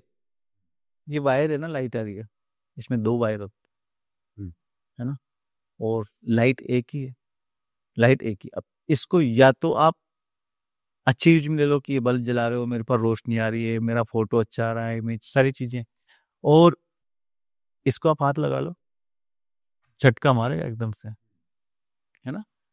तो अच्छे यूज में भी आप ले रहे हो, लाइट वही है, तंत्र वही है, लाइट वही है। एक लाइट का एक कार्य हो गया कि आपको वो प्रकाश दे रही है, खुद जल के आपको प्रकाश दे रही है। एक लाइट का कार्य हो गया कि आप टच कर रहे हो तो आपकी जान जा रही है। तो ये वो लोग हैं जिन्होंने तंत्र को गलत रास्ते पे ले जाके आप लोगों के नॉर्मल जनता के दिमाग के अंदर एक इमेज बना दी। तांत्रिक मतलब शमशान में रहने वाला, टोटके करने वाला, कच्चे कलवे वगैरह पालने वाला, या कोई मतलब ऐसा आदमी जो दारू पी के किसी को गलत करता है, जबकि ऐसा नहीं है। आप मदद करो। तंत्र आज ऐसे ऐसे लोग हैं जो इस तंत्र के लिए, हमारे गुरुजी को देख लो आप, करोड़पति हैं, कोई कमी नहीं है, हर प्रकार की सुख सुविधा उनके घर में मौजूद है। एक समय ऐसा था जब हमने देखा था, है ना, हम जब गए थे हमने देखा था कि घर कैसा था, वो कैसे थे, बट उन्होंने इस चीज को, तंत्र को अच्छे मार्ग में, लोगों की सेवा करना। बिल्कुल लोगों की सेवा करना, साधक तैयार करना, और साधक तैयार करके उनको अच्छे मार्ग पे ले जाना, उनको साधनाएं करवाना, ये चीजें उन्होंने तैयार की। आज वो भी अच्छे लेवल पे है और हम भी अच्छे लेवल पे हैं। और इन्हीं में ऐसे भी लोग हैं जो आज लोगों को ठग रहे हैं, लोगों को गलत वे में लेके जा रहे हैं, ठीक है ना, लोगों की मतलब क्रियाएं गलत कर रहे हैं। तो वो लोग उनके हिसाब से नीचे जहाँ है वो वही है। तो जैसे लोग आपके पास साधना सीखने आते, मैंने आपका वीडियो भी देखा था अभी जब हम बात कर रहे थे, तो कोई जब आपसे कांटेक्ट करता है थ्रू आपके मतलब यूट्यूब चैनल या नंबर वगैरह, तो आप उस व्यक्ति के अंदर क्या देखते हैं सबसे पहले? क्या वो योग्य है या नहीं है, ये आप देख सकते हैं? देखो इसमें क्या होता है, दो रास्ते होते हैं। पहला रास्ता कि उसको पहले देखा जाए, समझा जाए और तरीका बताया जाए कि भैया तू मेरे पास आया है, ठीक है, कि गुरुजी मुझे कामाक्षा अप्सरा साधना करनी है। मैं बोलूंगा ठीक है, इसको करने के लिए हमारे जो आश्रम है उसका एक सिस्टम है, उस सिस्टम को फॉलो करो, आप साधना करो। पहला तो ये हो गया।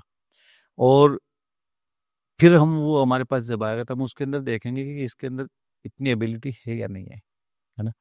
तो एक रास्ता तो क्या, उसको बोलेंगे भैया तेरे अंदर ये एबिलिटी नहीं है। वो आप कैसे ध्यान लगा के देखते हैं? नहीं, वो साधक के जो, हम ध्यान लगाने की जरूरत नहीं पड़ती, एक लेवल ऐसा आ जाता है साधक के पास में, है ना, तब वो देखते ही बता देता है कि इसके अंदर क्या एबिलिटी है क्या नहीं। वो चीजें एक लेवल पे आ जाती हैं। मतलब एक आपका इतना एक्सपीरियंस है, आप देख के पर्सन को बता सकते हो कि ये व्यक्ति इसने जीवन में कुछ जाप किया है? हाँ हाँ हाँ, बिल्कुल बिल्कुल। आपने भी जाप किया है? हाँ, मैंने किया है। आपने भी जाप किया है? आपने नहीं बताया ना मुझे पहले। आपने अच्छे से जाप किए हैं, ठीक है ना, बढ़िया से जाप किए हैं, और आपने इष्ट को प्रॉपर लिया है हमेशा, ठीक है ना। आपने भी अपने इष्ट को प्रॉपर लिया है। कुछ गलतियां बीच में हुई थी, वो गलतियां सही आपने खुद ने की है, बिल्कुल सारा सिस्टम सही किया है, ठीक है ना। तो मेरा कहने का मतलब ये है कि मैं साधक को, मैं तो ऐसा कुछ नहीं हूँ, सब गुरु का आशीर्वाद, माता रानी की कृपा है, और पिताजी का, माताजी का आशीर्वाद है ना। उनके इस आशीर्वाद से सब कुछ होता है, और उनके आशीर्वाद से अपन करते हैं। और मुझे लगता है कि सही गुरु वही है कि कम से कम उसके अंदर इतनी कैपेबिलिटी होनी चाहिए कि अपने शिष्य का वो देख के बता सके कि ये उसके काबिल है या नहीं। अजी हम बता देते हैं, लेकिन आज के शिष्य ही बेवकूफ हैं। कैसे? गुरुजी मुझे मतलब नहीं, मुझे तो साधना करवा दो आप। भाई देख कैसा है, अभी ये सिस्टम फॉलो कर, उसके बाद में हम तुझे साधना दे। नहीं गुरुजी आप तो साधना, मुझे मैं तो साधना नहीं। मेरे मतलब अब तक अगर मैं चाहता तो मेरे 5 से 7 हजार शिष्य हो जाते, बट नहीं किया। क्यों? क्योंकि हम उसको पहले सिस्टम बताते हैं। हमारा एक सिस्टम होता है। क्या होता है हमारे पास? जो भी लोग आते हैं कि गुरु दीक्षा देना और साधना करवाना, ये तो हो गया मतलब एक अलग भाव कि हाँ बस मुझे तो गुरु दीक्षा देनी है, साधना करवाना है। ये इसका भाग्य है कि ये साधना कर पाता है या नहीं कर पाता है, इसको प्रत्यक्षीकरण होता है कि नहीं होता, ये इसका भाग्य है, बाय लक। लेकिन मैं, जो मेरा सिस्टम है, मेरा सिस्टम ये है कि अगर कोई बच्चा, कोई भी बच्चा आपके पास आ रहा है, वो एलकेजी में आपके पास आ रहा है, ठीक है, फ्रेशर है, उसको कुछ पता नहीं है। अब आप चाहोगे कि उसको मैं 10th का एग्जाम दिलवा दूं? नहीं, नहीं दिलवा सकते। आप 10th के एग्जाम बैठा दोगे, फेल हो जाएगा। 10th के छोड़ो, आप 5वीं के एग्जाम बैठा दोगे, फेल हो जाएगा वो, ठीक है ना। 10th और 5वीं का मतलब समझ रहे हैं आप? 10th का मतलब हो गया कि जिन जिन्नात कबीस वाली साधना है। हाँ। और 5वीं का मतलब हो गया कि छोटी सी अप्सरा की साधना दे दी, कोई प्रेत की साधना दे दी, ये छोटी मोटी साधना। तो अब वो फेल होगा। अब हमारा जो सिस्टम होता है कि भाई पहले तो आया है, सबसे पहले गुरु दीक्षा लो। गुरु दीक्षा लेने के बाद में आप अपने गुरु मंत्र का 1.25 लाख जाप करो, इसका दशांश हवन करो। ये हो गया फर्स्ट। अब सेकंड स्टेप है, आप गणपति, गुरु के बाद गणेश जी आते हैं, ठीक है ना। कि अब लोग बोलते हैं कि गणेश जी तो भगवान है, गुरु तो एक गुरु होता है नॉर्मल, ये वो नहीं। गुरु सबसे पहले हो, सबसे पहले है, उसके बाद में भगवान है। भगवान भी गुरु के बाद में होते हैं। तो फिर गणपति का हम लेते हैं। गणपति का उनका हम जो भी हमारा अनुष्ठान है वो 1.25 लाख जाप का अनुष्ठान करवाते हैं मंत्र का। गणपति का गुरु जी प्रसन्न कर लिए अपन ने, गणेश जी प्रसन्न कर लिया। अब अपना इष्ट की तरफ जाएंगे। अब इष्ट कौन सा है हमारा? कि इष्ट हमारा हनुमान जी है। ठीक है भैया, ये साध्वी की साधना है हनुमान जी की, या आप हनुमान जी को प्रसन्न करो पहले। अब हनुमान गुरु भी हो गया, गणेश जी भी हो गया, इष्ट। अब कौन आ जाएगा? अपने घर के कुल देवता, घर के कुल देवता या कुल देवी, दोनों एक ही अनुष्ठान से प्रसन्न हो जाते हैं। कुल देवता कुल देवी का अनुष्ठान होता है, वो 7 दिन का होता है। उससे कुल देवता कुल देवी भी हमने प्रसन्न कर लिए। प्रसन्न होना नहीं होना हमें मतलब नहीं है। हमने तो खाना परोस दिया है, अब हम खाने के लिए बोले आप खाइए, आपको भूख नहीं है, वो हमारी टेंशन नहीं हो, आपकी टेंशन। जब आपको भूख लगे आप खा लेना, मतलब हमने अनुष्ठान कर दिया, अब आपको प्रसन्न कर लिया है। अब आप प्रसन्न नहीं हो रहे हैं, फिर अब आपकी गलती है, मेरी कोई गलती नहीं है। यहाँ पर आप नहीं बोल सकते कुल देवता की साधना नहीं की आपने। कुल देवता कुल देवी हो गई। इसके बाद आप क्या आएंगे? घर के पितृ। आपको पितरों का अनुष्ठान भी करना पड़ेगा। पितरों का अनुष्ठान आपको वही 11 दिन का अनुष्ठान होगा पितरों का। आपने पितरों का अनुष्ठान भी कर लिया। अब आपके 80% चांसेस बढ़ गए हैं साधना में सफलता के। आपने क्योंकि आप प्रॉपर आप एक टेक्निक फॉलो किया आपने, है ना। एबीसीडी सीखी है, उसके बाद आपने स्पेलिंग्स याद की है, स्पेलिंग्स याद करने के बाद आपने टेंस पढ़े हैं। अब आप सेंटेंस बना सकते हो। आपको केवल एबीसीडी दे दी है, देने के बाद अब भैया सेंटेंस बनाओ, नहीं बना सकते। यही है, गुरु गणेश इष्ट की आपने साधना करिए, कुल देवता कुल देवी और पितृदेव की आपकी साधना जो भी है वो प्रॉपर तरीके से फॉलो। बेसिक आपका कंप्लीट हो गया, अब आप साधना कीजिए। 80% मैं नहीं कहता कि साधना आप सफल होंगे, गारंटी किसी की नहीं मिलता। गारंटी तो भगवान की भी अपन नहीं ले सकते हैं, ठीक है ना, क्योंकि अपन भगवान नहीं है। तो आपके 80% चांसेस साधना की सफलता की बढ़ चुके हैं, आप साधना कर सकते हो। तो ये एक साधना का मार्ग होता है।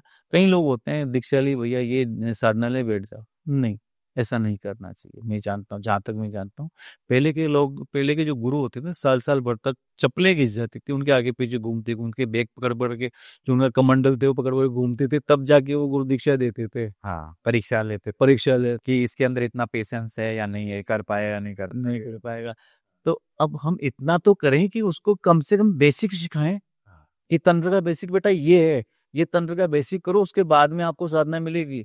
आपको पहले साधना नहीं, लेकिन है कहीं जो करते हैं, कोई नहीं। तो जब साधनाओं की हम बात करते हैं, किस किस प्रकार की साधनाएं हो? अब साधनाएं तो वैसे मेरे हिसाब से जो अलग अलग विचार हैं, शास्त्रों के भी अलग विचार, तंत्र के अलग विचार है। मेरे विचार से 2 ही साधना होती है, तामसिक और सात्विक। तामसिक और सात्विक 2 ही प्रकार की साधना है। सात्विक का मतलब हो गया कि आपको उसके अंदर कोई भी ऐसा तामसिक पदार्थ यूज नहीं लेना है। जैसे सात्विक के अंदर शराब हो गया, है ना, मीट मटन जो होता है, मांस मदिरा मदिरा नहीं लेना है, लहसुन प्याज का यूज नहीं करना है, और कोई भी ऐसी हरकत नहीं करनी है जो तामसिक हो, ठीक है ना। ये सात्विक। सात्विक के अंदर कई सावधानी होती है, जैसे कि आपको नीचे सोना है, बेड पे नहीं सोना है, जहाँ उस रूम में ही सोना है जिस रूम में आप साधना कर रहे हो। आपके इष्ट की तरफ पैर करके नहीं सोना है। जब तक आपकी 11 दिन 5 दिन 7 दिन 21 दिन साधना चल रही है, तब तक आपको सादा जीवन और उच्च विचार अपने रखने हैं। सादा जीवन का मतलब किसी का आपको घृणा नहीं करनी, किसी की आपको चुगली नहीं करनी है, किसी का आपको बुराई नहीं करनी है, झूठ नहीं बोलना है, अपने बड़ों का आदर करना है, बिल्कुल सिंपल रहना है। आपके शरीर पे कोई भी ऐसा चीज नहीं होना जैसे कि आपको, कि बहुत से लोग तेल लगा रहे हैं या कोई क्रीम मिलेगा, ऐसा कुछ यूज नहीं लेना है आपको, है ना। बिल्कुल सिंपल रहना है। लहसुन प्याज का आपको त्याग करना है, और मांस मदिरा का आपको त्याग करना है। आपके पूरे दिन आपको जो आपका मंत्र मिला है साधना में, उस मंत्र का केवल जाप करना है। जो भी मंत्र उसका साधना काल में तो आपको बैठ के करना ही करना है, बट पूरे दिन भी वो मन में चलता रहे, ऐसा आपको भाव सारे दिन रखना है। ये तो आपने इसके हो गए। सबसे बड़ा जो मतलब इसके अंदर सावधानी होती है वो होती है ब्रह्मचर्य। ब्रह्मचर्य की आपको साधना जो लोग गृहस्थ होते हैं, वो गृहस्थ होते हैं, उनके लिए भी ब्रह्मचर्य बहुत आवश्यक है यदि वो साधना कर रहे हैं। मतलब वो जो 11 दिन का जो हाँ, 11 दिन का नहीं, आपको जिस दिन से साधना शुरू होनी है उसके 3 दिन पहले से ब्रह्मचर्य का पालन स्टार्ट कर देना है, और 3 दिन बाद तक ब्रह्मचर्य का पालन करना है साधना में। अगर 11 दिन की साधना है तो 16 दिन की होगी। क्या क्या एक्सपीरियंस होते हैं साधना के समय, जो आपने जैसे अब एक्सपीरियंस तो आप पूछो मत, एक्सपीरियंस तो इतने अच्छे अच्छे एक्सपीरियंस किए हैं कई साधकों ने, ठीक है ना। साधकों का मैं नाम नहीं लेना चाहूंगा क्योंकि हाँ मतलब एक जनरल जैसे हाँ। तंत्र का जो पहला नियम होता है ना, वो था गुप्त। अगर शक्ति सामने आ रही है, वो बोलेगी कि आप हमें गुप्त रखोगे। जिस दिन आपने हमें सार्वजनिक कर दिया उस दिन हम चले जाएंगे, और ऐसा होता भी है ना। उसको सार्वजनिक किया कि अरे यार क्या मेरे पास अप्सरा है, छक गायब। उसके बाद आप कितनी अप्सरा बुलाओ, नहीं आएगी आपकी अप्सरा, है ना। तो ये चीजें होती हैं। और अब जो साधना, क्या बोला से पूछे तो? नहीं, मैं ये पूछ रहा था कि क्या एक्सपीरियंस होते हैं लोगों को जैसे साधना करते समय। मेरे कई शिष्य को एक्सपीरियंस हुए हैं कि जैसे कि एक शिष्य था, है ना, उस शिष्य को मैंने खबीस की साधना करवाई थी। खबीस का नाम सुना होगा आपने। खबीस बहुत गंदा, बहुत इतना गंदा कि उसके पास में आप उसके मतलब 5 मीटर तक आसपास नहीं बैठ सकते आप। बदबू इतनी मतलब बदबू आएगी उसके में। उसकी साधना मैंने करवाई थी, तो वो उसके साथ में आके सोने लग गया था। लड़का था लड़का? लड़का लड़का था। मतलब सोने का मतलब कि बिस्तर में वो सो रहा है। उसको लग रहा है कि वो मतलब जैसे कि वो नाइट को सोया है नीचे, अपना गद्दा बिछा के सो गया। अब उसको 100% दिखाई दे रहा है कि ये कोई आके यहाँ सोया है, ये गद्दा दब रहा है नीचे, जैसे फिल्मों में नहीं दिखाते हैं कहीं में, गद्दा दब रहा है, ये यहाँ से आया तो पैर इसने रखे हैं, ये रखे हैं। वो डर गया। रात को उसने मुझे 2 बजे फोन किया ना, 11:30 बजे से उसकी साधना स्टार्ट हुई थी, 2 बजे 1:30 बजे साधना खत्म हो गई थी। इसका जो मंत्र होता है वो कम ही मंत्र होते हैं, इसके करीब 52 या 55 मंत्र जाप करने होते हैं। तो वो केवल 55 बार जाप करके सोया 2 बजे 1:30 बजे करीब। 2 बजे तो मुझे फोन किया, गुरुजी क्या हुआ? गुरुजी मुझे डर लगा। मैं क्या बात हो गई? गुरुजी ऐसा ऐसा हो रहा है मेरे साथ में। मेरा कोई नहीं, नो टेंशन, वो जैसे आके सो रहा है सोने दो आराम से, तुम्हें कुछ नहीं करना है, ना तुम्हें बात करनी है। अगर वो तुमसे बात करता है तो ही बात करनी है, उससे कोई बात नहीं करनी, ठीक है। उस दिन सो गया वो। अब सोने के बाद में दूसरे दिन मतलब ये करीब 11 दिन की साधना थी, तो दूसरे दिन फिर वही उसने जाप किए, है ना। तो इसके जो जाप होते हैं वो संडास गटर में बैठ के किए जाते हैं, ठीक है, नग्न अवस्था के अंदर। तो उसने जैसे जाप किया, वो बाहर से कुंदी कटकटाने लग गया उसकी, क्योंकि वो आ चुका था उस मकान के अंदर। कुंदी कटकटाने लग गया कि अरे मैं तो आ गया यार, मेरा क्या जाप कर रहा है तू? ऐसे आवाज आई? बिल्कुल क्लियर आवाज आ रही है उसको। और वो फोन लेके बैठता था कटर के अंदर। उसको पता है कि यार मैंने बोल रखा था अगर कोई ऐसी वैसी घटना होती है तो मुझे कॉल करना, क्योंकि कहीं ना कोई प्रॉब्लम हो जाए तो गड़बड़ हो सकती है। वो आ गया वहां पर। वो बोलता है कि मैं तो आ गया, तू जाप किसका कर रहा है, जाप बंद कर दे। वो जाप बंद नहीं कर रहा है। फिर दोबारा फिर उसने जब उसके करीब 20 के लगभग, क्योंकि इतना बड़ा मंत्र है वो, है ना, करीब 1 बजे, तो उसमें टाइम लगता है।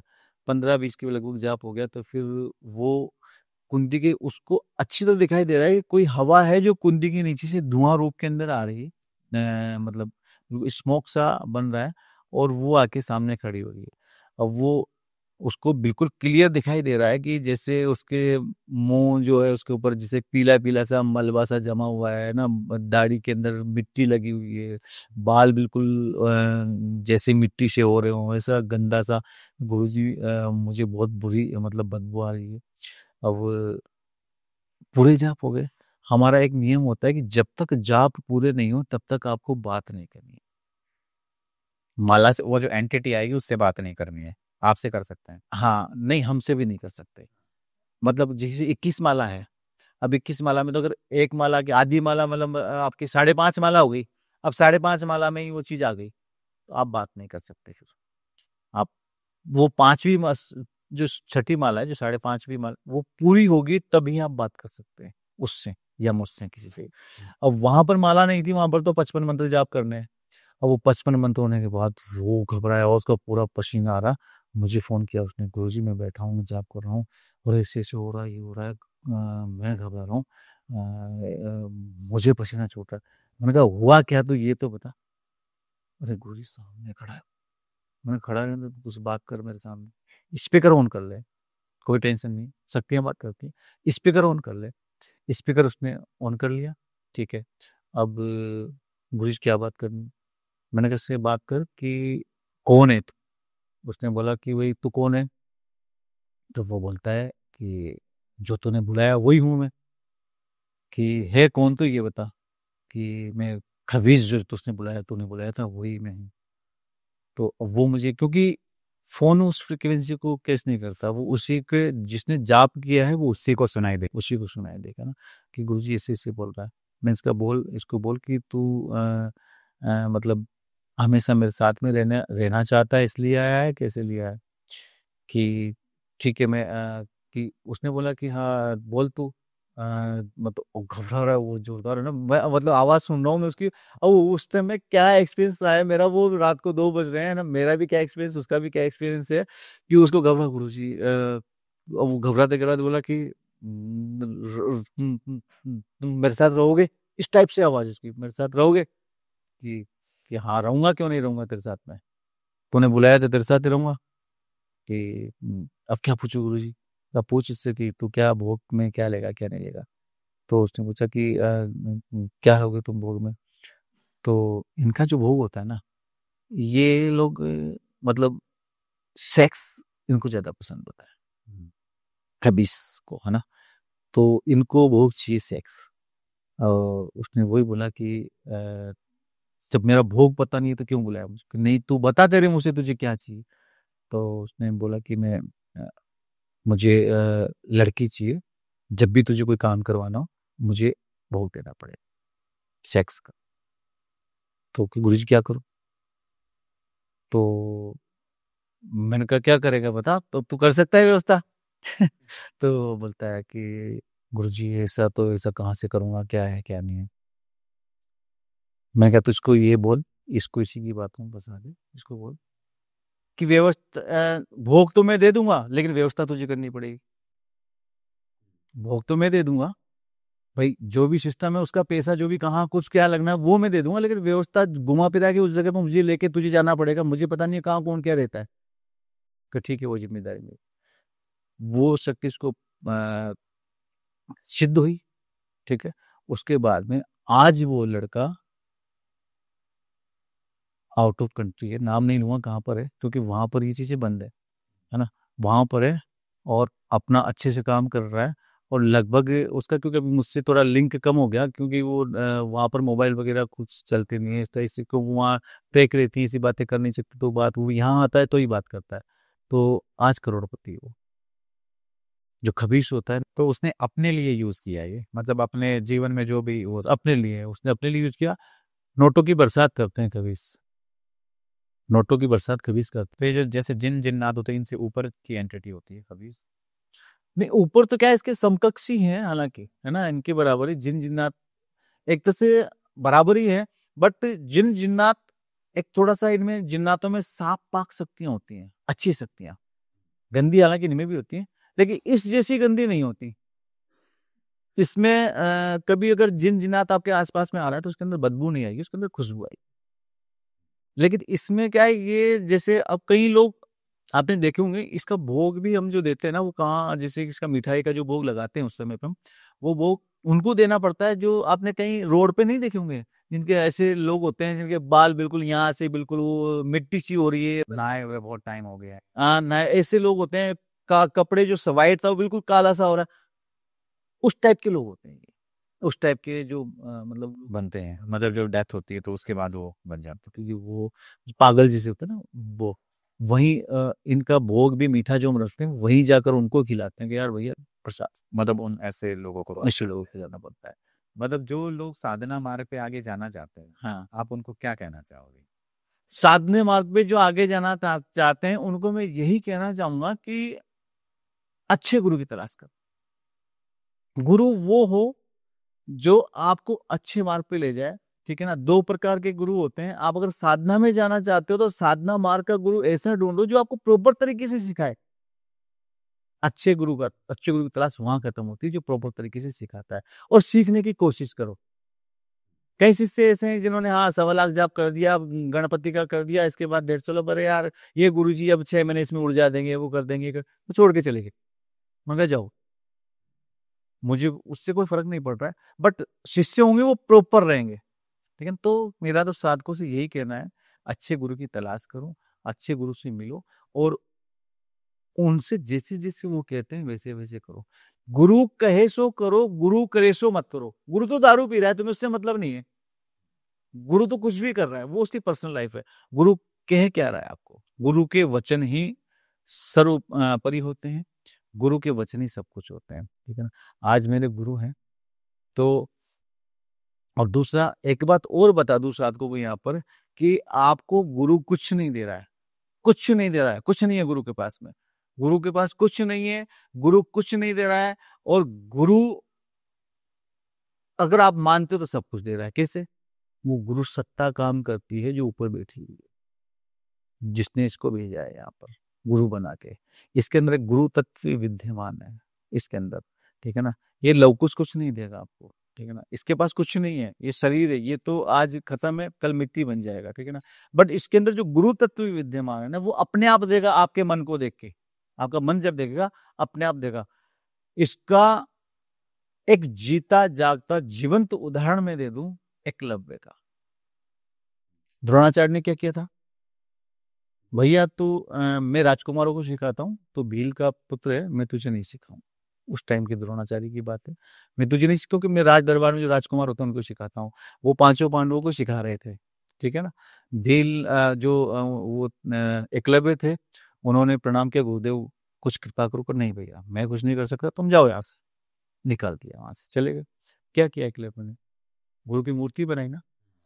गुरु ने हाथ पकड़ के थोड़ी बोला कि ये कमान ऐसे पकड़ा जाता है, ऐसे खींचा जाता है, नहीं बोला ना उसने। गुरु जी ने कुछ भी, सिर्फ मूर्ति बनाना। मूर्ति बनाई, उसको 2 अगरबत्ती लगाई, उसको जो भी उससे पूजा वगैरह होती वो किया, और उनका नाम लेके तीर चलाना शुरू किया। एक दिन अर्जुन से भी बड़ा धनुर्धर बना था, जिसका क्या किया था पता है?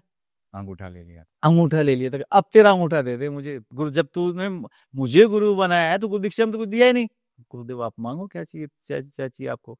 तेरा अंगूठा चाहिए। बाएं अंगूठे की, इस अंगूठे से काम होता है। अब ये अगर ये कुछ नहीं रहेगा तो इससे कुछ नहीं कर सकते आप। ये अंगूठा काट के ले लिया, जिससे तो उसको पता था कि यार ये तो अर्जुन से बाहर निकल रहा है, ये कुत्ता था, इसे कुत्ते के मुंह में तीर चला दिए, इसके मुंह से एक रक्त की बूंद तक नहीं निकली, और कुत्ते ने भौंकना बंद कर दिया। भौंकना बंद कर दिया। चलिए इस पॉडकास्ट को फिर यही एंड करते हैं। ठीक है। सो उम्मीद है दोस्तों आपको ये जानकारी अच्छी लगी होगी। अगर आपके कोई भी सुझाव हैं तो हमें कमेंट्स में जरूर बताइएगा, और बने रहिए तब तक हमारे साथ अगले पॉडकास्ट में। धन्यवाद।